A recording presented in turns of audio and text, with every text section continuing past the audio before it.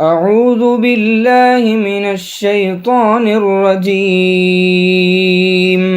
ولقد أرسلنا موسى بآياتنا وسلطان مبين إلى فرعون وملئه فاتبعوا أمر فرعون وما أمر فرعون برشيد يقدم قومه يوم القيامة فأوردهم النار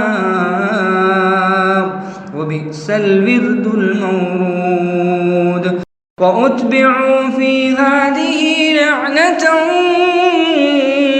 ويوم القيامة بئس الرفد المرفود.